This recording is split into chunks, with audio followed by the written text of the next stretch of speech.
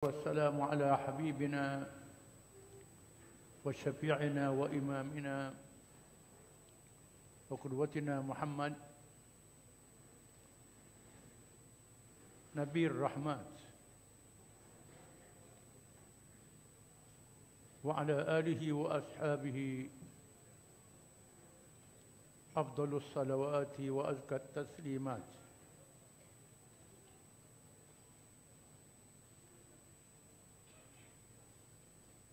أعوذ بالله من الشيطان الرجيم.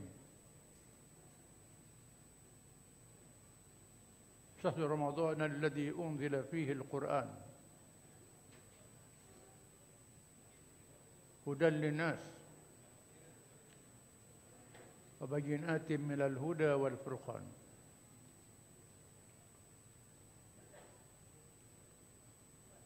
Bulan Ramadan yang diturunkan padanya Al-Quran menjadi petunjuk kepada manusia dan keterangan-keterangan daripada petunjuk serta membezakan di antara perkara betul dan salah.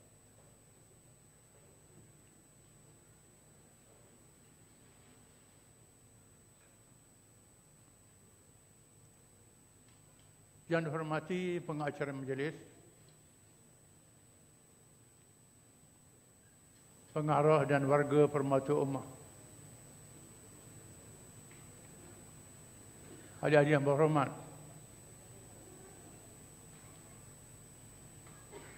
para penyumbang dermawan,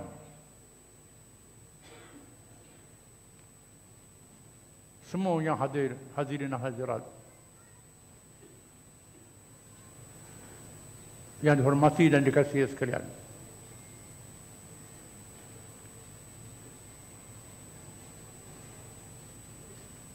Marilah sama-sama kita menghayati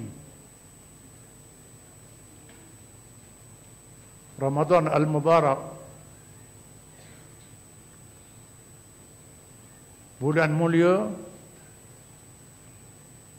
Kita semua dijemput menjadi tetamu Allah Subhanahu Wa Taala.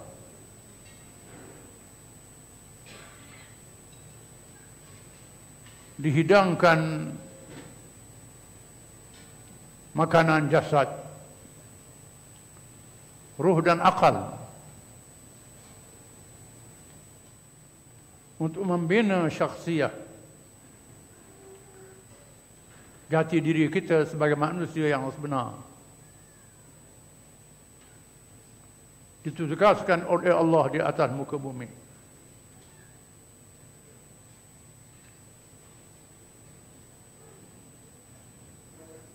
Dengan hidayah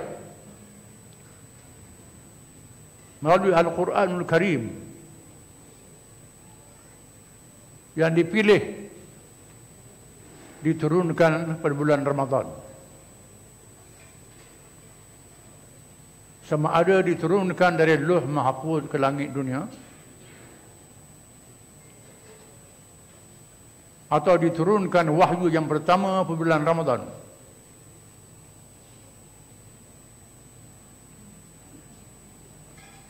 Quran adalah mukjizat ilmu yang diberi kepada Nabi kita Muhammad sallallahu alaihi wasallam.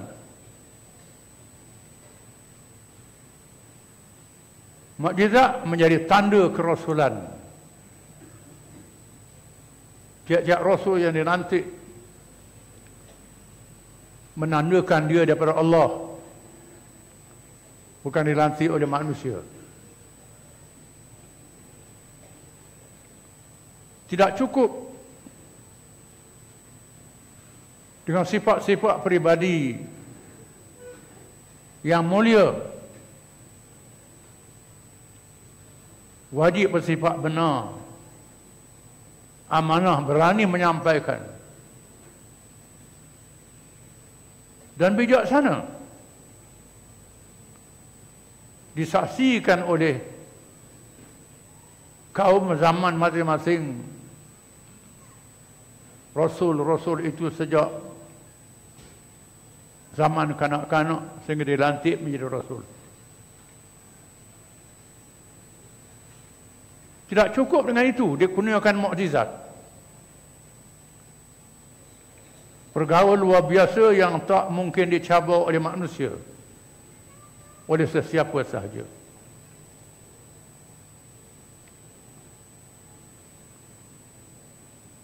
Mukjizat Nabi kita Muhammad sallallahu alaihi wasallam ialah Al-Quranul Karim. Mukjizat ilmu untuk seluruh manusia. Kerana kerasulannya untuk seluruh manusia. Bukan untuk satu bangsa, satu kaum, satu zaman, satu negeri sahaja. Allah Ta'ala yang maha mengetahui berkenaan makhluknya dikurniakan kepada manusia di akhir zaman. Kemuncak kemajuan ilmu, sains, teknologi dan lain-lain. Berbeza dengan zaman sebelumnya.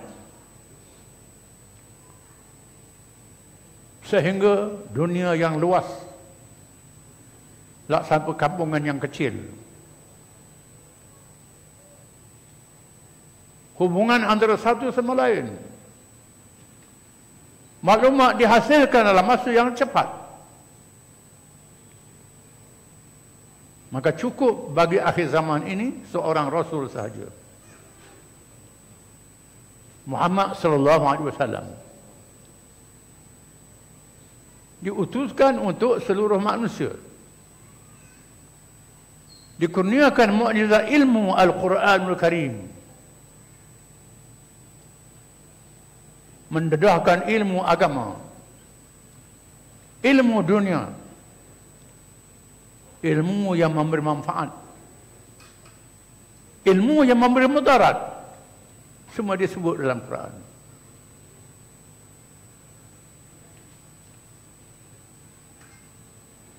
Allah Ta'ala mencabar manusia untuk melawan mukjizat ini. Wa in kuntum fi raibin mimma nazzalna ala 'abdina fa'tu bi suratin min mithlihi wad'u syuhada'akum min dunillah in kuntum shadiqin fa in lam taf'alu wa lan taf'alu fattaqun nar allati waquduha an-nas wal hijara u'iddat lil kafirin. Dan jika sekiranya kamu ragu terhadap apa yang kami wahyukan kepada hamba kami Al-Quran, diwahyukan kepada Muhammad sallallahu alaihi wasallam, kalau kamu ragu, sila kamu ciptakan satu surah sepertinya. Panggillah segala bijak pandai kamu, ilmuwan kamu, pemimpin-pemimpin kamu, Tuhan-Tuhan yang kamu puja selain Allah. Panggil mereka semua, sila ciptakan satu surah seperti Al-Quran. Jika kamu adalah orang yang benar, jika kamu tidak dapat melakukannya, dan tidak akan dapat melakukannya sampai bila-bila masa, takutlah kamu akan api neraka. Di mana umpan dan bahan bakarnya ialah manusia dan batu-batu. Disediakan untuk orang yang melawan, yang ingkar akan Al-Quranul Karim.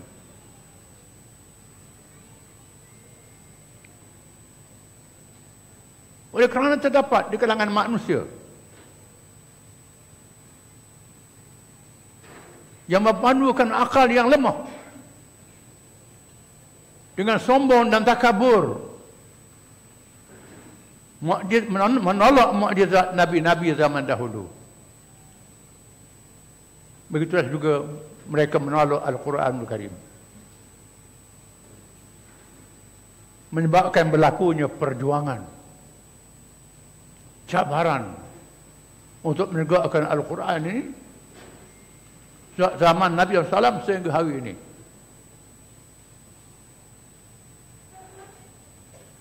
Maka Allah mendidik dan melatih kita, menterbiah di bulan Ramadan untuk membina pribadi yang teguh dan kuat, jasad yang sihat, akal yang baik, ruh yang teguh imannya untuk menghadapi cabaran ini.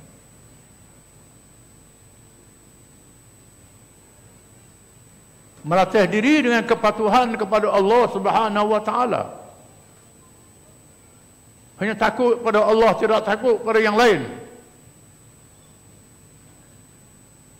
Kita diwajibkan berpuasa. Menahan diri dari perkara yang halal di waktu siang hari. Apalagi yang haram. Disertakan dengan ibadat-ibadat sunat. Untuk melahirkan sifat takwa dalam diri kita. Ya ayyuhalladzina amanu kutiba alaikumusiyam kama kutiba alal ladzina min qablikum la'allakum tattaqun. Wahai orang-orang yang beriman, diwajibkan ke atas kamu berpuasa sebagaimana diwajibkan ke atas mereka yang terdahulu daripada kamu, supaya kamu bertakwa kepada Allah, takut kepada Allah dan meninggalkan larangannya. Hanya mereka yang bertakwa sahaja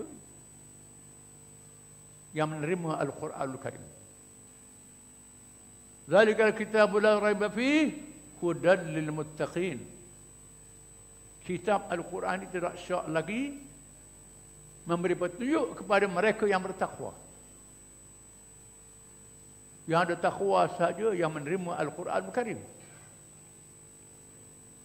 dan sanggup berjuang untuk menghadapi cabaran, menegakkan Al-Quranul Karim supaya memimpin manusia ke jalan yang benar, jalan yang selamat dari dunia sehingga hari akhirat.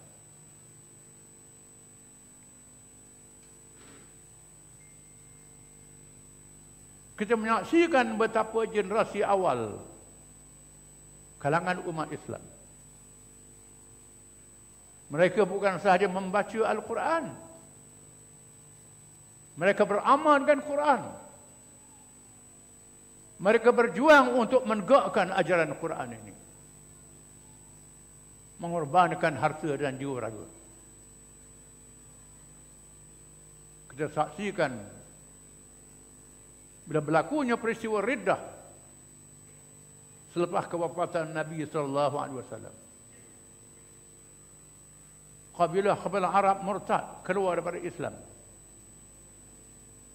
mengepung Madinah yang menegakkan ajaran Quran, didukung oleh kuasa besar dunia Parsi dan Rom. Mereka yang paling hadapan berjuang menegakkan Quran ini ialah hufaz, orang yang hafal Quran, qurra, orang yang baca Quran. Yang hafal Quran, yang baca Quran bukan duduk di masjid menyerah diri, menyerah kalah. Mereka keluar menentang golongan Riddah, menyebabkan ramai yang mati syahid, para syuhada, sehingga Abu Bakar radhiyallahu anhu dan para sahabat bimbang Quran hilang dengan syahidnya mereka yang hafal Quran dan khori-khori ini. Dikerahkan para sahabat mengumpulkan tulisan-tulisan dan hafasan, ditulis dalam satu mushaf yang kita baca pada hari ini, dipelihara sehingga hari kiamat.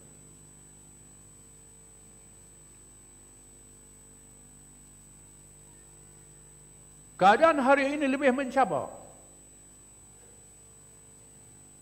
Kita menyaksikan manusia sangat berhajat pada petunjuk Al-Quran.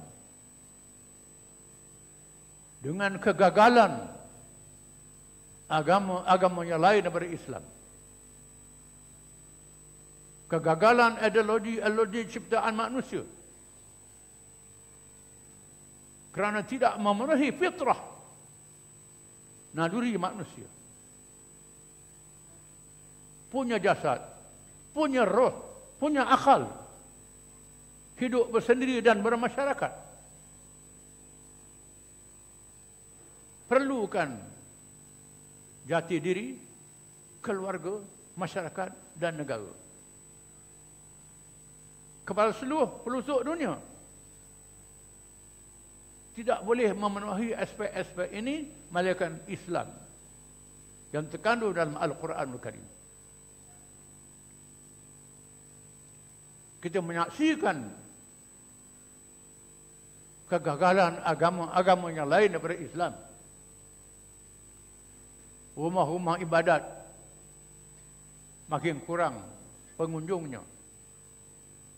Kita saksikan leburnya ideologi ciptaan manusia. Kita saksikan Al-Quran tidak boleh dihapuskan cahayanya. Walaupun orang Islam mengalami zaman surut, zaman kelemahan, kejatuhan kerajaan Islam, tidak beramal dengan ajaran Islam,